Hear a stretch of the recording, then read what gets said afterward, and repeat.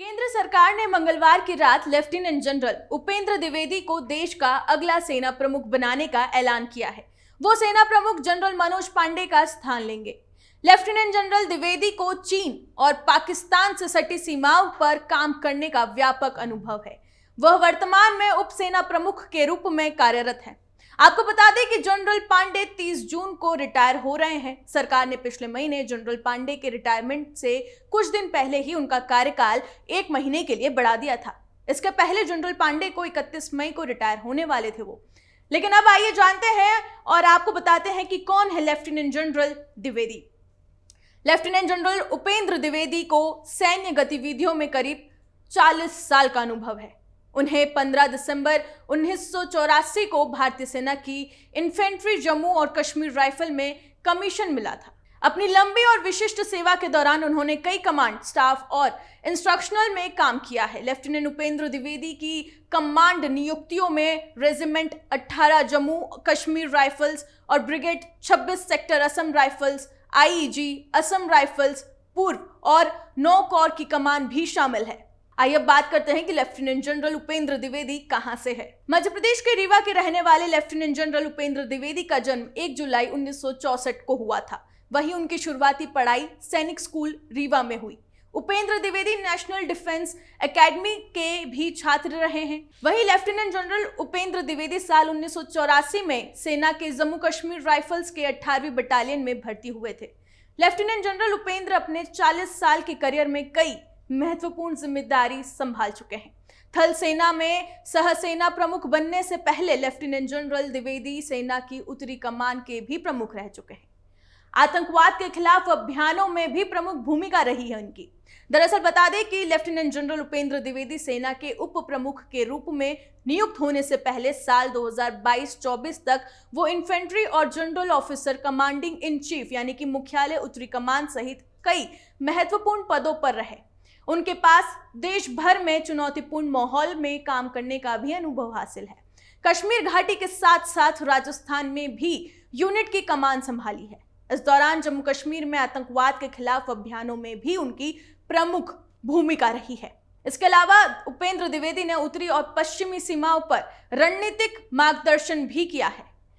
चीन सीमा विवाद को लेकर हुई बातचीत में भी उपेंद्र द्विवेदी रहे हैं शामिल। बता दें कि साल 2022-24 के कार्यकाल के दौरान उन्होंने पूर्वी लद्दाख को लेकर चीन के साथ चल रही बातचीत में एक अहम भूमिका निभाई थी। लेफ्टिनेंट जनरल द्विवेदी का सेना के आधुनिकीकरण में काफी योगदान भी रहा है। वो आत्मनिर्भर भारत के तौर पर सेना में स्वदेशी हथियारों के शामिल कराने में अगुवाई भी उन्होंने की है। आइए अब आपको रीवा ले चलते हैं और नए आर्मी चीफ उपेंद्र द्विवेदी के भाई से मुलाकात करवाते हैं। निश्चित रूप से ये हमारे परिवार के लिए और रीवा के लिए बहुत गौरव की क्षण है।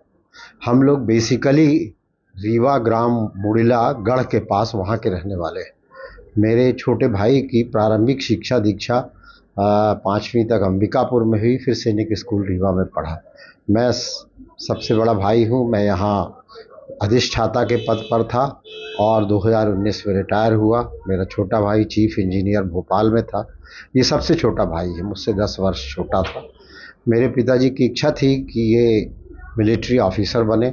उन्होंने इसको सैनिक स्कूल में एडमिशन दिलाया और मेरे संरक्षण में ही ये रीवा सैनिक स्कूल में पढ़ा।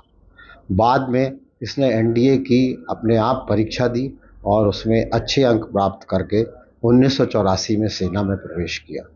तब से लगातार वो उन्नत करता रहा। आप सब लोगों की शुभकामनाएं से आज वो सेना के सर्वोच्च पद पर पहुंचा है। और कल शाम को हम लोग रात को टीवी देख रहे थे तो उसमें स्क्रीन में नीचे लिख कर आया, तब हमें पता चला। तब तक और लोगों ने भी देख लिया था और फिर मुझे फ़ोन पर सबने खबर की। निश्चित ही हमारे रीवा विंध्य प्रदेश के लिए ये एक बहुत गौरव की बात है, जबकि सेना के सर्वोच्च पद पर हमारे रीवा का और हमारे परिवार का सदस्य है। मेरा छोटा भाई उपेंद्र द्विवेदी एक सेना का अनुशासित सिपाही है। वह नॉर्थ ईस्ट हो चाहे नॉर्थ इंडिया हो, वो लगभग हर जगह पोस्टेड रहा। संयोग से उसकी पोस्टिंग बॉर्डर में सबसे ज़्यादा रही। लद्दाख, लेह, जहां आज लोग पहुंचना बड़ा मुश्किल समझते हैं, जम्मू और कश्मीर, और चाहे वह अरुणाचल प्रदेश हो, मेघालय हो, लगभग वह हर जगह वहाँ के सर्वोच्च पदों में रह चुका है। इसके अलावा उसने विदेशों में भी पीस कीपिंग फोर्सेस में भी काम किया है। उसे सर्वोच्च नेतृत्व का काफ़ी अनुभव है और मुझे विश्वास है कि सेना में वो नए आयाम स्थापित करेगा। वो सिर्फ पिताजी ही हमारे थे जो कि इसके मूल उनकी सोच थी कि मेरा एक बच्चा डॉक्टर बने, एक इंजीनियर बने और एक मिलिट्री ऑफिसर बने। तो जैसे भी हो, ये पिताजी की इच्छा थी जिसके कारण ऐसा संभव हो पाया। निश्चित रूप से मेरे माता पिताजी ये उसकी सफलता के लिए सबसे ज़्यादा जिम्मेदार हैं। इसी के साथ ही आपको बता दें कि पीवीएसएम, एवीएसएम समेत कई सम्मान इन्हें मिल चुके हैं। लेफ्टिनेंट जनरल उपेंद्र द्विवेदी को परम विशिष्ट सेवा पदक, अति विशिष्ट सेवा पदक और 3 जीओसी इन सी प्रशस्ति पत्र से सम्मानित भी किया गया है। भारत के नए आर्मी चीफ उपेंद्र द्विवेदी के बारे में ये जानकारी आपको कैसी लगी, हमें कमेंट सेक्शन में बताना ना भूलें और ऐसी ही तमाम जानकारियों के लिए बने रहे अमर उजाला के साथ। अगर आप ये वीडियो YouTube पर देख रहे हैं तो हमारे चैनल को सब्सक्राइब करें और बेल आइकन को दबाना ना भूलें। अगर आप Facebook पर ये वीडियो देख रहे हैं तो हमारे पेज को लाइक करें।